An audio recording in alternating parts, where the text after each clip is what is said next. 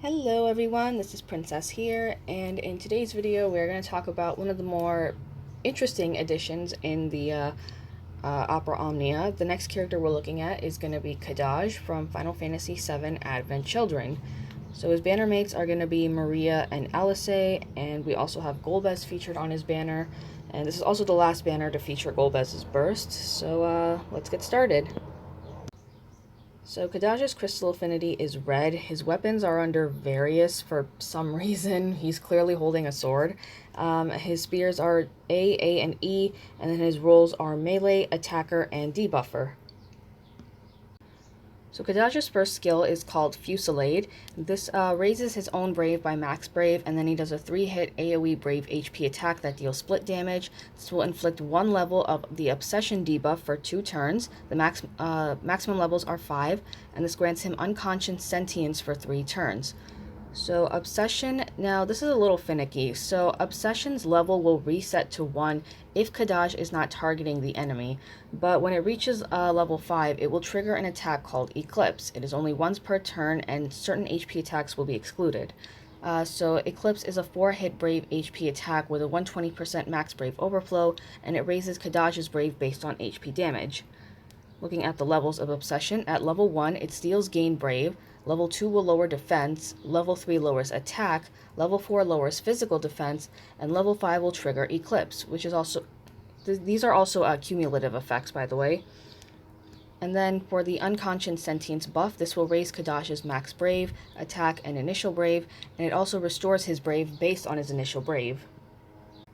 His second skill is called Chaotic Slashes. It's a 4-hit Brave HP attack that deals splash damage, and this grants him Unconscious Sentience for 3 turns and inflicts 2 levels of Obsession for 2 turns. And the same rule applies with skill 1, Obsession level will reset if he's not targeting someone, and he will trigger Eclipse at 5 levels. So this bit applies to both of his skills, his C65, his EX, and for his LD weapon. Then we have a C65, which is Set Obsession Slash. It's a 2-hit Brave HP attack that will inflict 1 level of Obsession for 3 turns. Looking at the extensions now, so Fusillade will get 2 extra uses. It raises the Brave gain based on max Brave.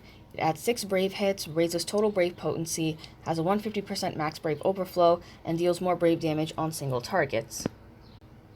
With Chaotic Slashes, it's now a 4-hit Brave HP attack delivered twice, and it has a 120% max Brave overflow and raises total Brave potency.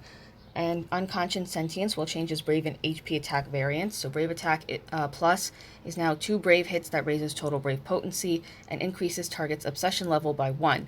HP Attack Plus is now a Brave HP attack that will also increase the Obsession level by 1. Looking at Kadaj's artifacts, what you want to go for is attack, max Brave, and then a C50 passive remnant up. What this does is raises attack and max Brave by 5% when he has Obsession active, which is going to be all the time. Going over to his armor, his 35 CP armor is the White Cape. This will raise his max Brave by 220 and his attack by 72. His 90 CP armor is the Wizard Bracelet, so this will add 680 to his HP and 72 to his attack. And then when you realize it, it raises his initial Brave by 110 and his max Brave by 220. And then his high armor is called the Reflect Ring, and this will lower all enemies' initial Brave, max Brave, attack, and defense. Going over to his weapons now, his 15 CP is called the Niso. So Fusillade will raise Brave potency by 60%. It extends Obsession for 2 turns and Unconscious Sentience for 3 turns. Then his 35 CP weapon is called the Shoe, and it's the same thing as his 15 CP, but instead it has an 80% Brave potency. Then we have his EX weapon called the Soba, and this grants him the skill Divinity. So what this does is it drops all enemies' Brave to 0 except for broken targets, and then he does a 3-hit group Brave HP attack dealt twice. It deals split damage, it has a 120% max Brave overflow, and it will inflict Stigma for 3 turns and 1 level of Obsession for 2 turns. So Stigma is this gold debuff that cannot be dispelled at all. If you guys know, in like certain Lufenias and in Chaos, and I think some Chaos fights, bosses can dispel buffs, including frame buffs, but this gold debuff that Kadaj inflicts, it can't be dispelled. It's going to stay on there forever. So what this does is let me see here. Okay, so yeah, it can't be dispelled, and if we go down here, Stigma steals Brave based on max Brave. It lowers attack and also raises Brave damage taken. Finally, we have his LD weapon called the Sokoku. I think I pronounced that right. And this grants him the skill Engrave. It's a 3-hit Brave HP attack dealt 3 times. It has a 150% max Brave overflow. It inflicts Obsession for 4 turns. And it grants the effect Mother's Coffin for 6 turns. So if we go all the way down here. So Mother's Coffin, it will raise attack, raises Stolen Brave overflow limit, and raises Brave based on HP damage dealt, and the effects will vary based on the Obsession levels. So if you see the numbers right here, these will increase the higher the levels of Obsession are. So now going over to Kadaj's calls. His regular call is going to be Chaotic Slashes, and what it does is it has a 120% max Brave overflow, and it extends Obsession for 2 turns. And then for his LD call, so when you call him in, he's going to use Engrave, and it's going to now deal 12 Brave hits and then 3 HP hits in total. It also raises Brave each time. It has a 450% Brave potency. It raises Stolen Brave overflow limit and extends Obsession for 2 turns and for 3 levels. Going over to his EX passives, at 1 out of 3 you get Divinity Power, which raises Brave damage. At 2 out of 3, Divinity Debuff Longer will extend Stigma and Obsession for 2 turns. And then at 3 out of 3, you will get Divinity Recast Up, which raises recast speed. Then for his LD passives, we have at 1 out of 3, we have Engrave Power, which raises Brave damage dealt. At 2 out of 3, you have Mother's Coffin Long, which will extend Mother's Coffin for 6 turns.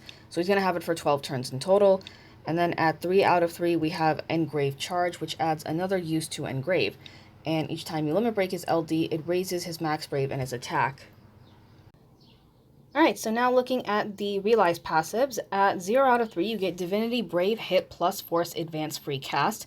So Divinity will now have 4 Brave hits, it raises Brave potency and Stolen Brave overflow limit, and Kadaj will get a free skill use on the next turn. Then at 1 out of 3, well, let me just zoom out a little bit here. Yeah, that should be good enough. Alright, so at 1 out of 3, he gets Instability Extension Attack Boost Up plus plus. So this will raise his max Brave and his attack if he has his EX plus equipped or his EX passive. And Unconscious Sentience will again change his Brave and HP attack variants. So now they are Brave Attack plus plus and HP attack plus plus. So Brave Attack plus plus is now 3 Brave hits that will extend Obsession by 1 level. HP Attack plus plus is now a 2-hit Brave HP attack with a 120% max Brave overflow and adds 1 level of Obsession. Then at 2 out of 3, we have Fusillade Buff Debuff Recast Charge Start. So you start with Unconscious Sentience for 6 turns and your EX gauge at 80%. So it's going to be like nearly charged at like when the fight starts. And then when it's Kadaj's next turn, that's when his EX will be ready. And all enemies will start with 1 level of Obsession for 4 turns. And then at 3 out of 3, we have Divinity Brave Up Force Advanced Buff Erase. So Divinity increases Brave potency, raises Brave by max Brave before doing Brave attacks, it raises Brave by the first HP damage dealt, raises Stolen Brave overflow limit, and it also removes 2 buffs from all targets. So then when you realize his EX, you get an A Spear, which is Debuff Attack Boost Up. This raises max Brave and attack by 5% while an enemy is debuffed, which is a pretty good spear in my opinion. Okay, so now we have the boss for this event, which is the Oros Camilla. You're going to fight 2 of these things. They're both weak to dark and are very, very ugly looking. So this is on the Lufenia stage. So they are immune to HP Silence, Terror, Paralyze, Confuse, and Sleep. The orb will appear when the battle starts, disappears when HP is below 80, and then reappears below 30%. And the orb will increase by 2 when the bosses are afflicted with a debuff. Alright, and then here is the full description of some of its attacks. There's definitely a lot of Brave HP attacks. I'll just go over some of them. So first off, when during the Lufenia, so it reduces the player party's Brave recovery effects by 30% and has Brave damage reduction by 70%. They also can't be delayed and they can't lose turns. So some of the key things to look out for, so its recast ability, Evil Eye. This will petrify any target for 2 turns if the boss doesn't have a debuff on them. If there are no debuffs, then it will just use Eruption instead. And then if we go down over here, where they can also greatly reduce brave damage taken, making it so that you're just going to deal 1 damage instead. You can cancel this out though by breaking them, but if you want to, like, you know, make it easier on yourself, take either X-Death's Call or a Metatelian as a call, just to kind of make it easier for you. And then once they, there was another bit right over here. Yeah, so like they can also cancel debuffs after losing 10% of HP. This happens each time. They can also fill their recast gauge when their HP is below 80, 50, and 30%. And then when their HP reaches a threshold, you know, that's when they start raising up their stats. But they're also going to, reduce brave damage taken by 75%. And they also reduce party brave recoveries by 70. And then they will do it by 80%. Okay, so the alternative characters that you can use for this fight, either like for Chaos or for Lufenia, just give you ideas. First off, remember 9, Fujin, and Golbez will have synergy for this event. And then for other characters that can inflict debuffs, you have some pretty minor ones like Terra or Cloud. And then you have like some really debuff heavy characters like Ferris and even Sarah. You could try using her because is better in global.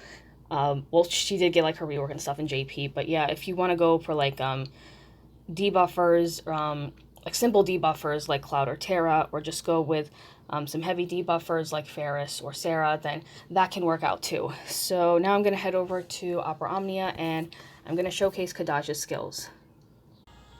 Okay, so we're back in Opera Omnia now. We are on Kadaj's Lost Chapter. So here's my Kadaj over here. I did end up purpling him, and just to show, where is it? Yeah, so here's his LD passive right over here. And I'm also bringing Golbez and Fujin along because I didn't get to make a video for them, so I do want to at least show off their LDs.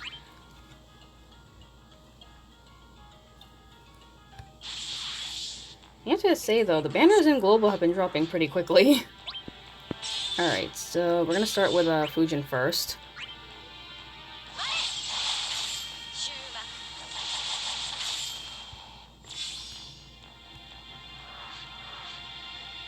Alright, and then next is Golbez. So here's a Black Fang.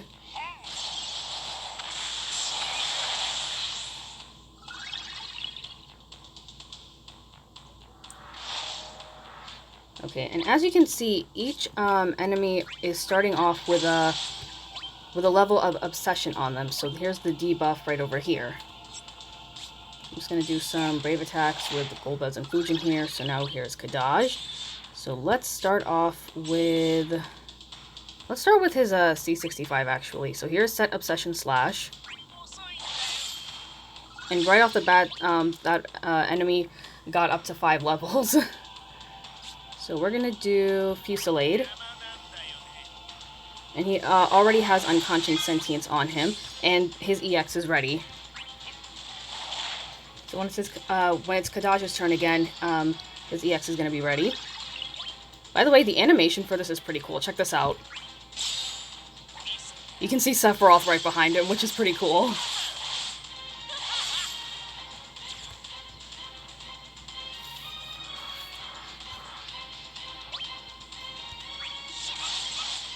Alright, so now he has a free skill use. So we're gonna do Chaotic Slashes next.